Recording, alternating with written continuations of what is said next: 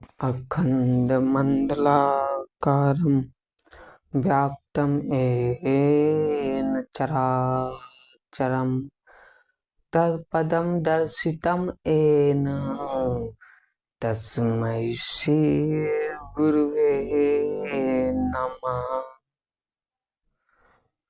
वंशी विभूषितकरानौर्यदावात् पीताम्बरादरुणबिम्बफलाधरोष्ठात् पूरेन्दुसुन्दरमुखादरविन्दनेत्रात् कृष्णात् परं किमपि तत्त्वं न जानामि।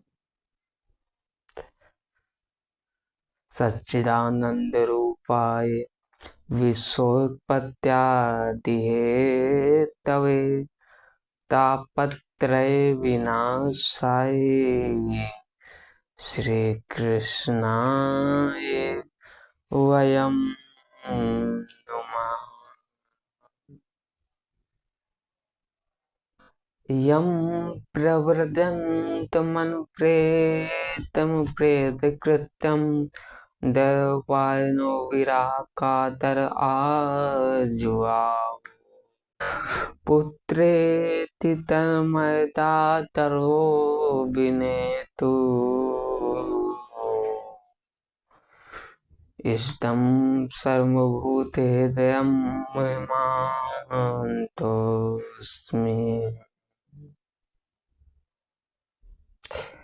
निगमकल्पतरोर्गलितं फलं सुखमुखादमृतद्रवसंयुतं पिबतं भगवतं रसमालयं मुहुरहो रसिका भुवि भावुका।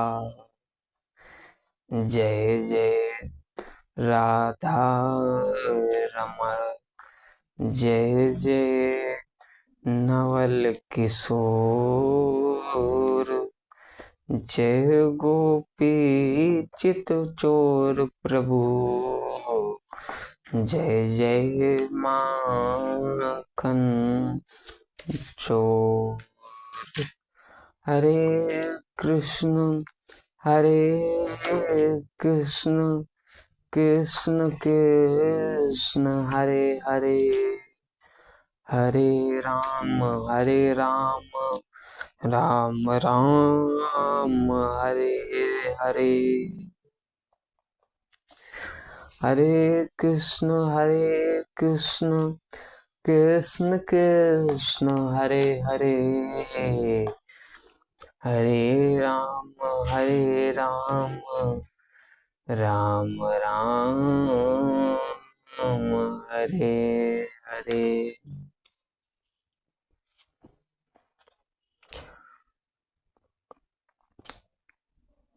भगवान की आज श्रीमद् भागवत की पावन कथा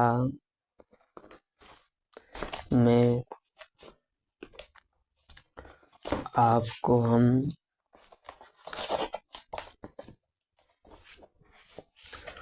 प्रसंग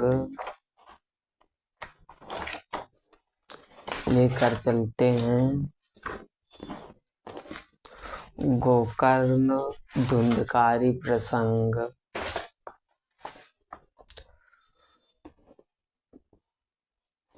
तो देखिए,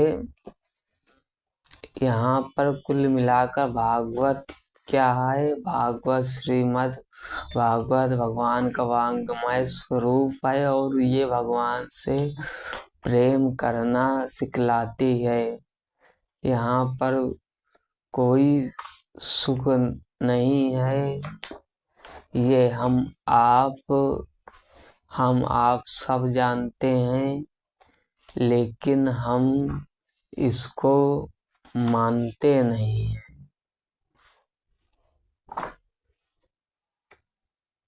इसलिए भगवान के निरंतर नाम संकीर्तन, भगवान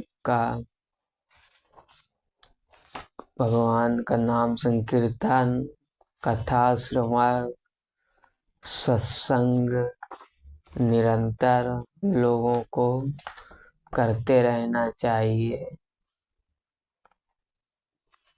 बोलिए निताई गौर हरि बोल।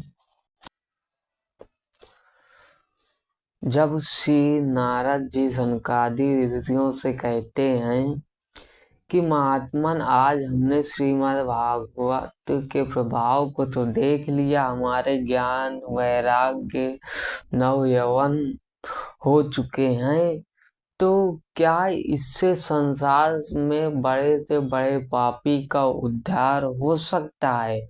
तो सनकादिक ऋषि मुस्कुराए और बोले कि हे नारद जी, इससे क्या नहीं हो सकता है। कोई जीवन में पाप के सिवा कुछ काम भी न किया हो तो उसका भी उद्धार हो जाएगा। ये भागवत कलयुग में हम सबके लिए सुलभ है, लेकिन कहीं न कहीं तो इसका व्यापार बन गया है। श्रोता वक्ता दोनों भ्रष्ट हो चुके हैं, इसलिए प्रभाव नहीं पड़ रहा है।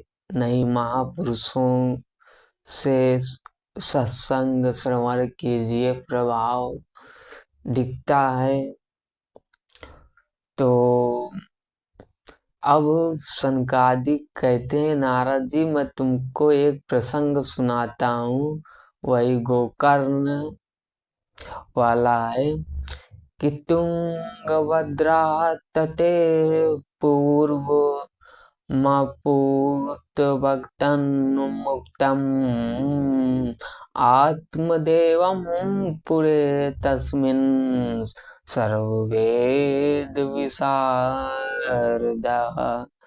तुंगभद्रा नदी के तट पर एक पंडित जी रहा करते थे।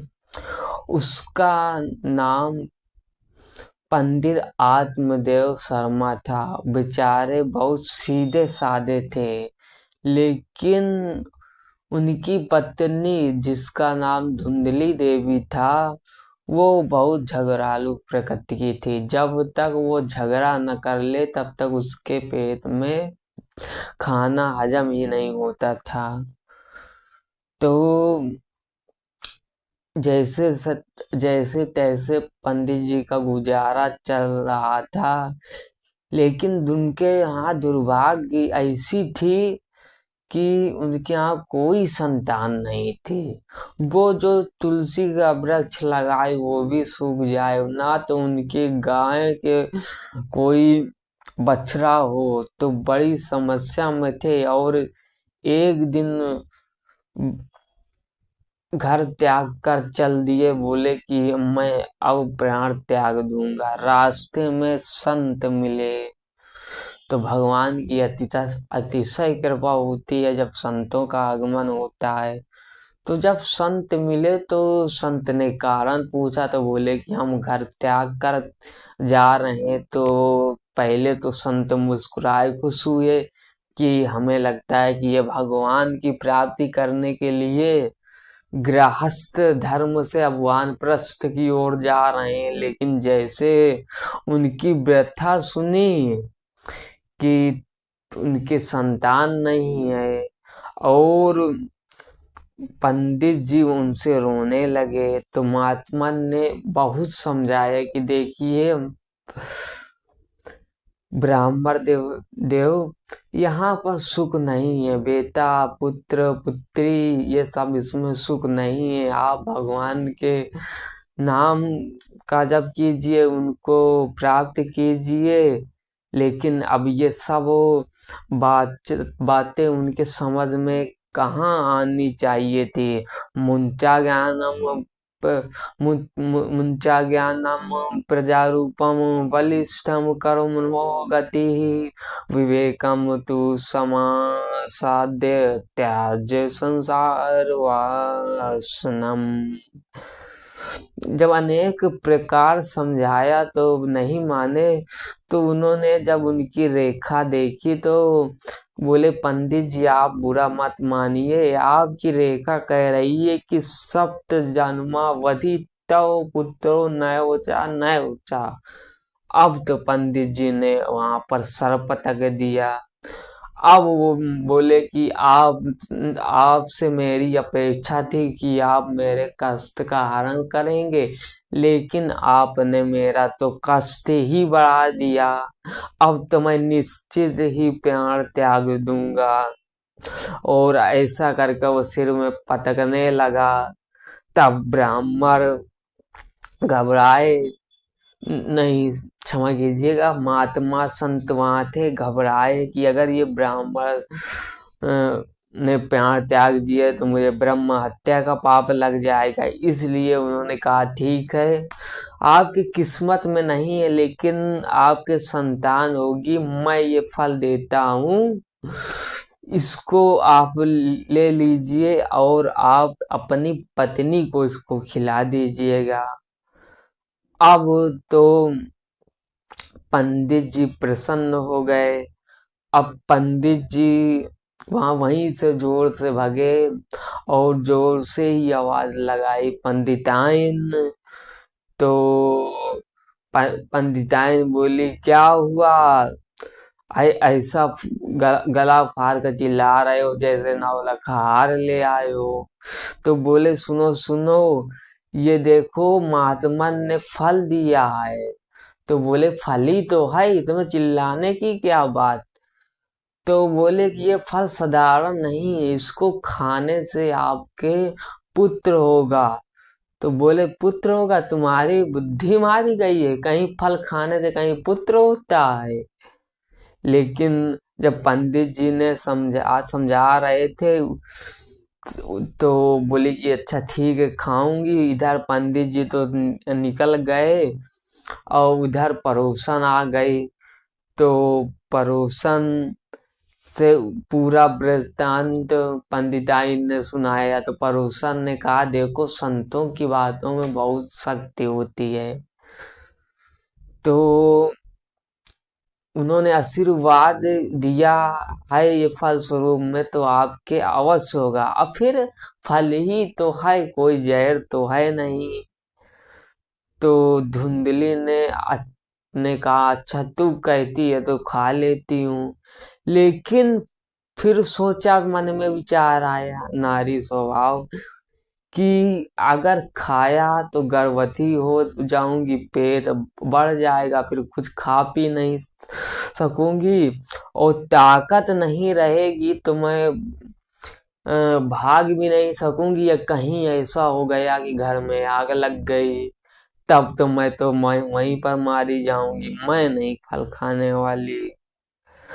तो पड़ोसन ने कहा कि तुमको कौन सी दौड़ प्रतियोगिता में जाना है, ये कोई समस्या है। तब धुंधली ने कहा ठीक है, यदि आग लग गई तो भागना नहीं पड़ेगा, पर समय का क्या भरोसा।